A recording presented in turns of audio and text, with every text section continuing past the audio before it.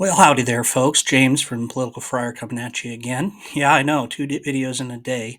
Sorry about that, but we just had a lot of news. Turns out I can make two videos even without talking about Israel or the speaker. Uh, Drama.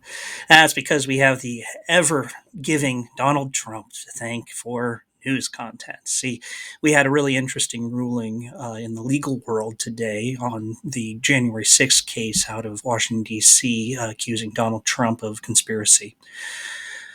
Well, the judge decided that Donald Trump wasn't going to be able to say everything that he wanted to say anytime he wanted to say it. First Amendment notwithstanding, the judge ordered Donald Trump to refrain from disparaging comments against the prosecutor and the prosecutor's staff and individual courtroom staff. Also, witnesses. All the witnesses that Donald Trump is aware could be witnesses in the case are protected from disparagement. That's the idea here is that Donald Trump can talk about these people, but he can't say mean things about them as he is wont to do.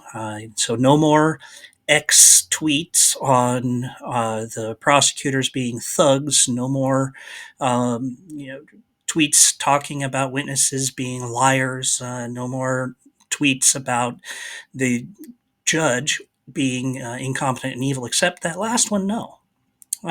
Curiously, the judge didn't include herself in her gag order. So Don, he can keep yelling at her, and he can also keep talking about his primary political argument, which is that the Justice Department is out to get him and everything is rigged. That's okay under this gag order. It probably wouldn't be okay if Donald Trump was any other defendant. In her order, Judge Chutkan said, well, I'm going to treat him just like any other criminal defendant in her court, except no, she did not. She's going to give him special treatment. It's ironic, isn't it, that Donald Trump, is talking about getting special extra negative treatment, and in fact, he's getting special positive treatment, but it's also appropriate. Donald Trump's not wrong when he says he's running for president, and he's not wrong to point out that he's got a huge amount of political support in this country, and he's not wrong to point out that a judge really shouldn't be treading on his ability to run his political campaign. Special treatment is warranted. This is the exception. And those folks who want to really stick it to Donald Trump, boy, you got my sympathy, but we have to stick with our actual ideals, and that is to have a open political and judicial system. And this gag order, I think, probably is about right. And what happens to him when he violates it? Oh, I'm supposed to say when he violates it, is he's going to pay a fine. There's no way that the judge is going to toss him in jail during a political campaign again.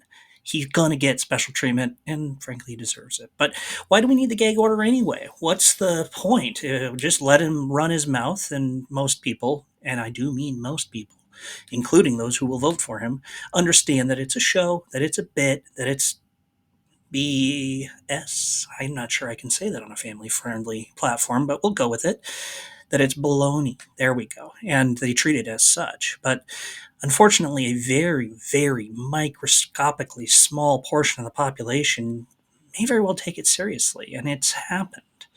When you call someone a thug, a Marxist, and more insults, it dehumanizes a person and poisons people's mind. It reminds me of the Shakespeare play Henry II, when the king, complaining about Thomas Becket, the Bishop of Canterbury, says out loud, "Will someone not rid me of this meddlesome priest?" And then, of course, a knight proceeds to ride to Canterbury, confront Thomas Becket in the church, and run him through. And Henry says, "I didn't mean kill him, but, you know, words have meanings." And Donald Trump is not at all careful with his words. And so when you're calling, special counsel Smith a thug over and over and over, it's entirely foreseeable that somebody's going to take that the wrong way. And it's happened before. Man, after the election, interference claims got so worked up in 2001 that he entered an FBI building, apparently to help defend Donald Trump against the evil FBI, and got himself shot and killed. Well, that person would be alive but for Donald Trump's rhetoric. And I'm going to say another one. During January 6th, during that day, only one person died. Her name was Ashley Babbitt. She was a Air Force reservist, and she was a fervent Donald Trump supporter. She was motivated to go to the Capitol. She led the charge to break into the building to, I guess, hang Mike Pence. And when she was yelled at by a Capitol police officer who had his weapon out to not jump through a window on the way to the floor of the House, well, she did it, and she got shot and killed. And but for Donald Trump's rhetoric, she'd be alive. Now, did Donald Trump cause her death? No, he didn't. But he didn't help. And it's a cause and fact argument. But for Donald Trump's rhetoric, she'd be alive. No, he wasn't the proximate cause. He didn't pull the trigger. But these types of mass communications, when you send it out to a population large enough, you may very well get somebody who hears it just wrong and does something terrible. So when the judge puts this gag order out there, it really is about preventing violence, but it's also about not poisoning the jury pool. See, they're going to have enough trouble getting an unbiased jury. The more communication there is about this in Washington, D.C., the less likely you're going to get in somebody with an opinion that they can, reasonably set aside. And maybe that's one of the reasons why Donald Trump does this. A classic defense strategy is to bust the jury pool, to make it so you can't seat a fair jury. And if you can't seat a fair jury, you can't get a conviction. He has every reason to keep talking about this, even if it biases the jury against him. Even if the majority of people say that is just crazy stuff, well, that's good for Donald Trump. And so this gag order protects that a little bit. Finally, I wanted to just really note that it's interesting because the way he's going to violate this gag order is he's going to talk about a witness. He'll stay away from Smith, and he'll stay away from the court staff, but he's going to talk about Mike Pence, and he's going to talk about Cassidy Hutchinson, and he's going to talk about Mark Meadows, and that is going to be how we get back in front of the judge thinking about what sanctions are right. And you know what? In particular, Mike Pence, that's a tough one. Because not only is Mike Pence a witness, he's actually a political rival. And telling a political rival that he can't talk about his political rivals is.